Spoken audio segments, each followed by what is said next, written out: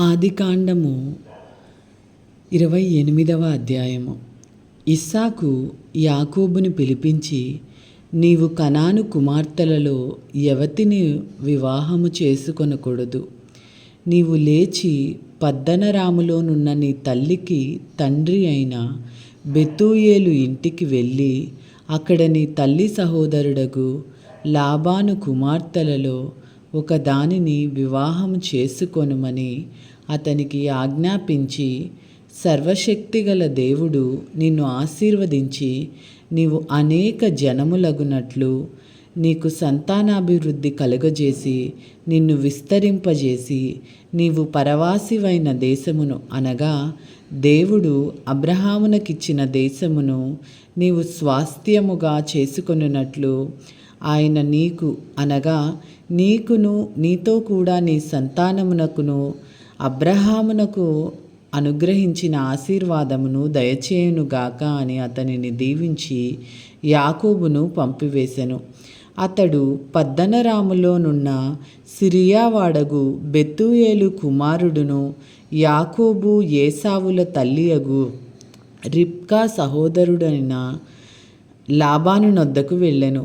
ఇస్సాకు యాకోబును దీవించి పద్దనరాములో పెండ్లి చేసుకొని వచ్చుటకై అతనిని అక్కడికి పంపెననియు, అతనిని దీవించినప్పుడు నీవు కనాను దేశము కుమార్తెలలో ఎవరిని పెండ్లి చేసుకొనవద్దని అతనికి ఆజ్ఞాపించిననియు, యాకోబు తన తల్లిదండ్రుల మాట విని పద్దనరామునకు వెళ్ళిపోయిననియు ఏసావు తెలుసుకొనినప్పుడు, ఇదిగాక కనాను కుమార్తెలు తన తండ్రి అయిన ఇస్సాకునకు ఇష్టురాండ్రు కారని ఏసావునకు తెలిసినప్పుడు, ఏసావు ఇష్మాయేలు నొద్దకు వెళ్ళి తనకున్న భార్యలు కాక అబ్రహాము కుమారుడైన ఇష్మాయేలు కుమార్తెయు నెబాయోతు సహోదరియునైన మహలతును కూడా పెండ్లి చేసుకొనెను. యాకోబు బెయేర్షెబా నుండి బయలుదేరి హారాను వైపు వెళ్ళుచు ఒక చోట చేరి ప్రొద్దు గ్రుంకినందున అక్కడ ఆ రాత్రి నిలిచిపోయి ఆ చోటి రాళ్లలో ఒకటి తీసుకొని తనకు తలగడగా చేసుకొని అక్కడ పండుకొనెను. అప్పుడతడు ఒక కల కనెను. అందులో ఒక నిచ్చెన భూమి మీద నిలపబడి ఉండెను. దాని కొన ఆకాశమునంటెను.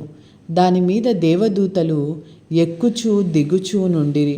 మరియు యెహోవా దానికి పైగా నిలిచి, నేను నీ తండ్రి అయిన అబ్రహాము దేవుడను ఇస్సాకు దేవుడైన యెహోవాను. నీవు పండుకొని ఉన్న ఈ భూమిని నీకును నీ సంతానమునకును ఇచ్చెదను. నీ సంతానము భూమి మీద లెక్కకు ఇసుకరేణువుల వలె నగును. నీవు పడమటి తట్టును, తూర్పు తట్టును, ఉత్తరపు తట్టును, దక్షిణపు తట్టును వ్యాపించదవు.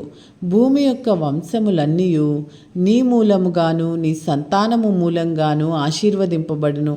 ఇదిగో నేను నీకు తోడై ఉండి నీవు వెళ్ళు ప్రతి స్థలమందు నిన్ను కాపాడుచు ఈ దేశమునకు నిన్ను మరలా రప్పించదను. నేను నీతో చెప్పినది నెరవేర్చు వరకు నిన్ను విడువనని చెప్పగా, యాకోబు నిద్ర తెలిసి నిశ్చయముగా యెహోవా ఈ స్థలమందున్నాడు, అది నాకు తెలియకపోయిననుకొని భయపడి, ఈ స్థలము ఎంతో భయంకరము, ఇది దేవుని మందిరమే గాని వేరొకటి కాదు, పరలోకపు గవిని ఇదే అనుకొనెను. తెల్లవారినప్పుడు యాకోబు లేచి తాను తలగడగా చేసుకునిన రాయి తీసి దాని స్తంభముగా నిలిపి దాని కొన మీద నూనె పోసెను. మరియు అతడు ఆ స్థలమునకు బేతేల్ అను పేరు పెట్టెను. అయితే మొదట ఆ ఊరి పేరు లూజు. అప్పుడు యాకోబు, నేను తిరిగి నా తండ్రి ఇంటికి క్షేమముగా వచ్చినట్లు దేవుడు నాకు తోడై ఉండి నేను వెళ్ళుచున్న ఈ మార్గములలో నన్ను కాపాడి తినుటకు ఆహారమును ధరించుకొనుటకు వస్త్రములను నాకు దయచేసిన ఎడల యెహోవా నాకు దేవుడై ఉండును. మరియు స్తంభముగా నేను నిలిపిన ఈ రాయి దేవుని మందిరమగును. మరియు నీవు నాకిచ్చు యావత్తులో 10వ వంతు నిశ్చయముగా నీకు చెల్లించదనని మొక్కుకొనెను. ఇది ఏలిన వారి వాక్కు. సర్వేశ్వరునికి వందనములు. హల్లెలూయా.